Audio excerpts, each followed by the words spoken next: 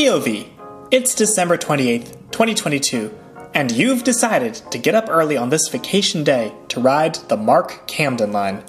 This 39-mile commuter service between the same two cities as the Penn Line is rush hour only, meaning the last morning train to Baltimore leaves Washington Union Station at 8 a.m., so early that the station's Auntie Anne's isn't open yet. You buy your ticket and wait for the gate announcement.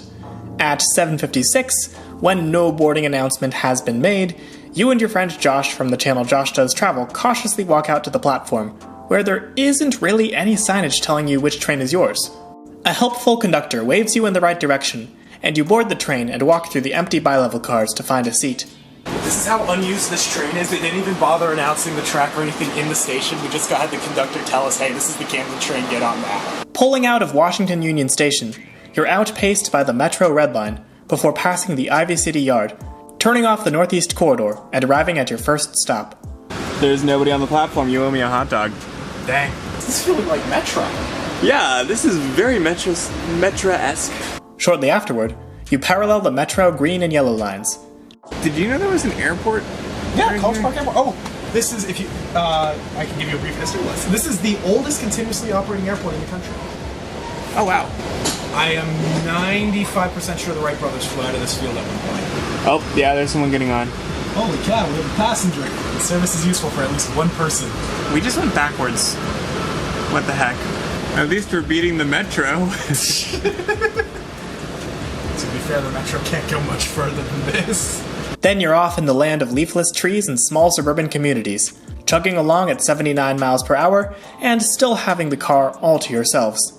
No pressure, just quality cars at upfront prices. I feel like it's like advertising specifically to people on the Camden Line.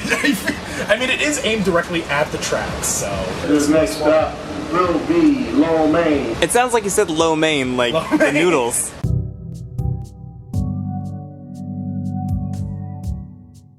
Pretty savage name if you ask me. I'm waiting for the joke. I could not come up with, I can't come up with a good savage. Hold out, come back to me on that.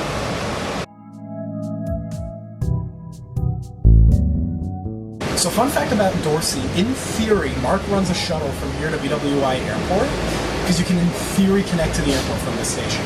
Because that highway up there is the highway towards the airport.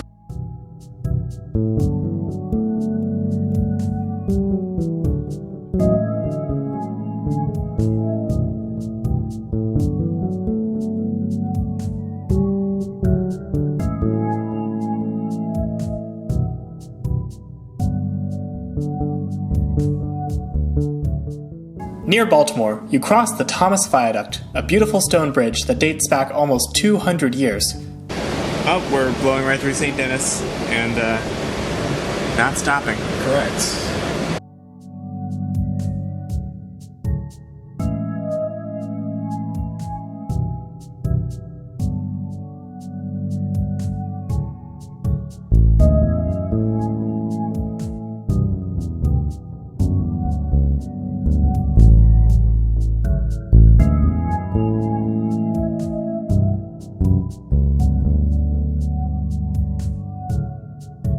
Finally, you step off at Camden Station, where the light rail pulls in before you have time to take a proper picture for the thumbnail. At least it's a convenient cross-platform transfer.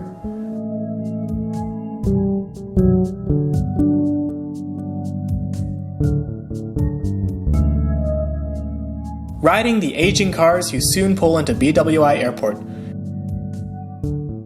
The shuttle to the airport station consistently fails to show up, and you end up catching the Northeast Regional after you miss not one but two Penn Line trains back to DC. All in all, today's trip has been just about as useless and convoluted as the actual Camden Line. And that leaves you wondering, what's so special about the Camden Line anyway? POV. It's December 28th, 1837, and you've decided to get up early on this holiday morning to ride to the Baltimore and Ohio's Washington branch.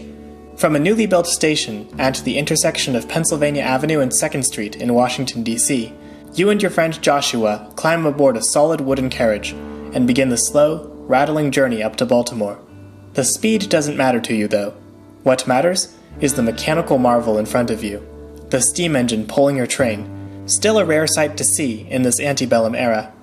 As you cross the Thomas Viaduct, you wonder what this line will become in the future, and what your fledgling nation will become thanks to the railroads. Concepts such as bi-level cars, diesel engines, and this line being the laughingstock of every DC transit enthusiast are beyond even your wildest imagination. All you know is that it's 1837, and you are on the first passenger railway to ever serve the city of Washington, D.C. Railroads are here to stay, and it's only going to get better from here. If you enjoyed this video, consider subscribing and joining my Patreon or making a one-time donation to my Ko-Fi, coffee, however you say it. I'm eyeing some cool Amtrak adventures and possibly an international series in the medium future, so that would help a lot with that. Thank you, and take care.